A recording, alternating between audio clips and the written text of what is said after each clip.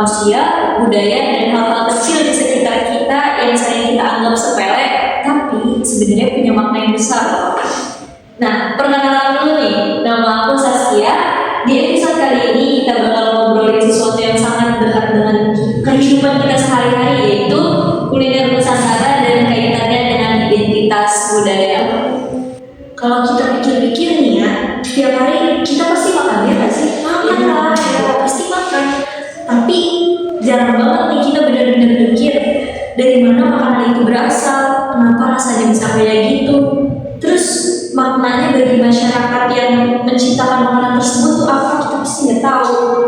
Nah, padahal dalam antropologi makanan itu bukan sekedar urusan kenyang doang, tapi juga bisa jadi cerminan budaya, sejarah, dan cara hidup manusia. Hari ini aku udah ditemenin sama 4 teman aku yang bakal aku ajak diskusi bersama tentang tema kita hari ini.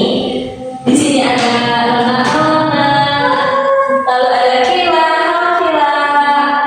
dan ada Noe, dan terakhir ada Jessica.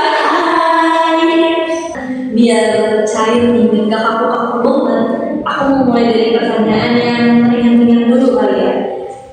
Pertanyaannya, kalau kalian disuruh milih salah satu makanan Nusantara yang paling menggambarkan diri kalian banget tuh apa sih? Kalau aku sih pilih rendang ya, karena rendang itu kan proses pembuatannya itu tuh lama dan juga butuh kesabaran gitu.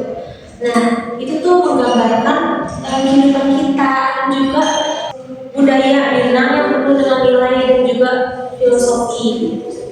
Kalau menurut aku itu kan kebetulan juga dari Jawa ya, jadi udah pasti deket dong. Karena lama nih.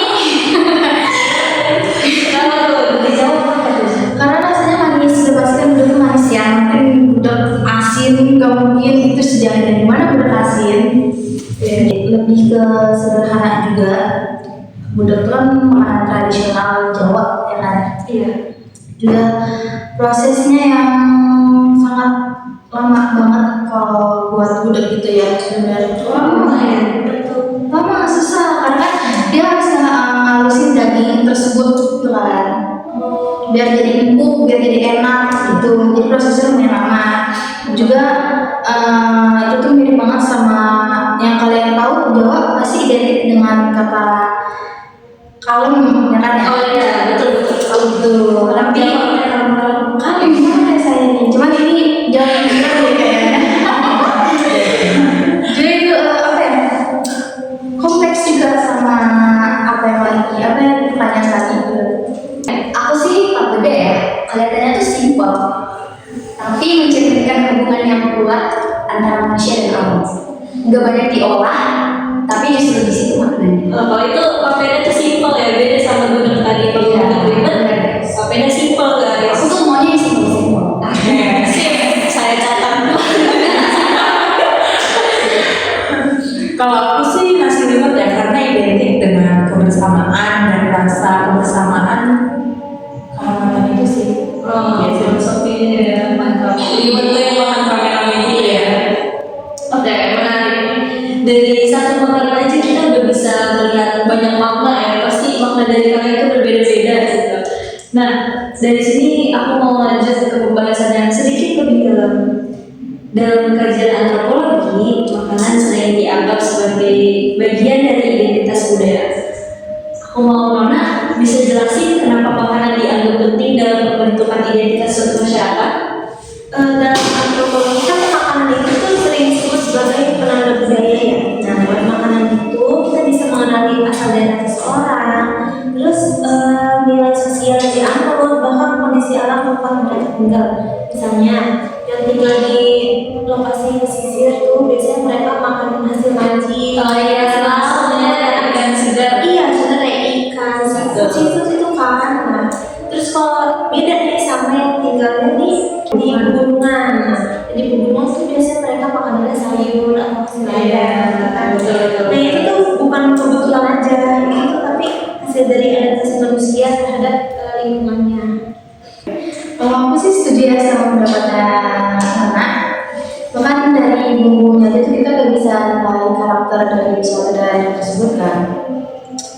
kayak rempah dari Sumatera atau Maluku yang cenderung tuh punya masakan yang kuat dengan rasa dan aroma juga. Itu berkaitan dengan kekayaan alam sekaligus sejarah ya, perdagangan rempah di masa lalu juga. Oh iya, iya betul. Dan jangan lupa, sejarah kolonialisme juga mempengaruhi kuliner kita lah.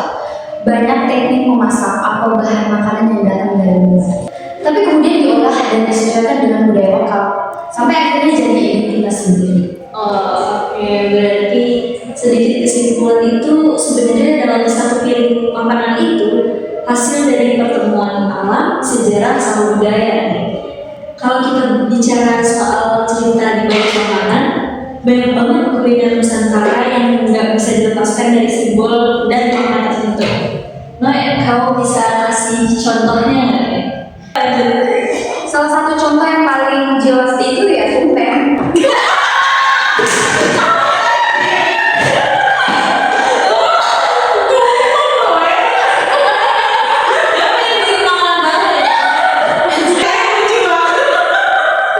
Oke guys, salah satu contoh yang paling jelas itu apa tadi? Tumpeng.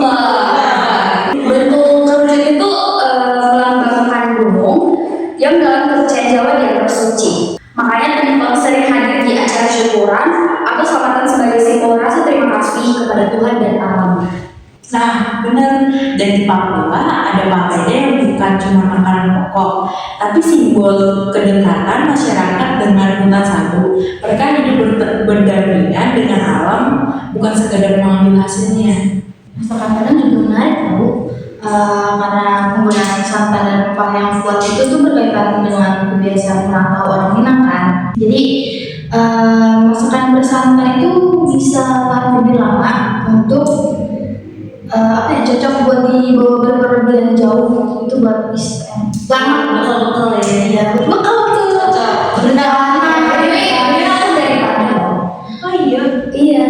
Oh, berarti makanan favorit daripada Rendang dong pastinya. pasti ya itu rendang ya. Semua orang pasti suka rendang. Aku juga prefer rendang ya cenderung. Yes. Berarti kuliner itu seperti cerita yang diwariskan bukan lewat tulisan tapi lewat rasa dan kebiasaan makan. Banyak orang bilang budaya tradisional itu mulai bergeser, tapi menurut kalian, apakah kuliner Nusantara masih berperan dalam pembentukan identitas, terutama di kalangan anak muda kayak kita sekarang nih? Kalau menurut aku sih masih banget ya, tapi bentuknya berubah. Sekarang kan memang zamannya anak muda ya, Gen Z.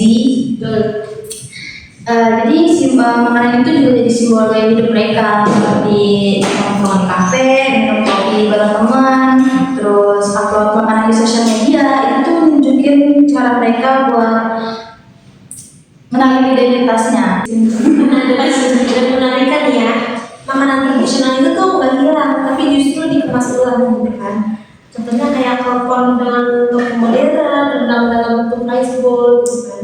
Itu juga jajanan pasar yang tampil lebih kekinian gitu. Itu menunjukkan kalau budaya itu dinamis. Selama nilai dasarnya itu masih ada, perubahan bukan ancaman, tapi bentuk adaptasi supaya gaya tetap hidup. Nah, satu hal lagi yang bakal penting adalah fungsi sosial dari makanan. Jessica, dari sudut antropologi sosial, kenapa tradisi makan bersama itu penting? Karena makanan bersama itu menciptakan rasa kebersamaan dan kesejahteraan di banyak budaya Indonesia. Makanan juga bukan aktivitas pribadi, tapi kegiatan sosial. Contohnya makan jambang di Minangkabau atau liwetan di Jawa. Mereka duduk bersamaan tanpa memandang status sosial. Di situ nilai gotong royong dan solidaritas ditanam secara alami, tanpa perlu diajarkan secara formal. Oke, jadi bisa kita simpulkan nih, makanan itu bukan cuma soal mengisi perut, tapi juga mempererat hubungan sosial dan menjaga nilai budaya. Sebelum kita akhiri obrolan ini, aku mau minta satu kalimat refleksi dari masing-masing kalian semua nih. Kenapa kuliner Nusantara penting dipelajari dalam antropologi?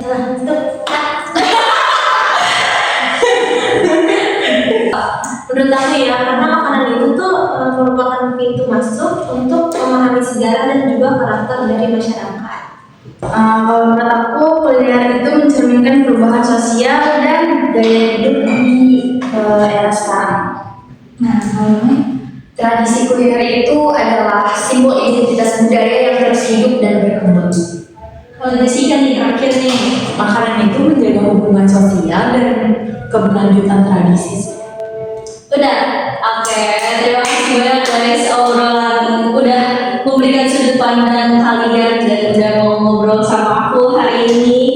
Jelas bahwa kuliner Nusantara bukan hanya soal rasa, tapi juga identitas, sejarah, nilai sosial dan cara manusia memaknai kehidupan. Nah, terima kasih juga buat kalian yang udah nonton guys dan dengerin podcast kita tentang ngobrolin manusia. Sampai jumpa di lain waktu. Dadah.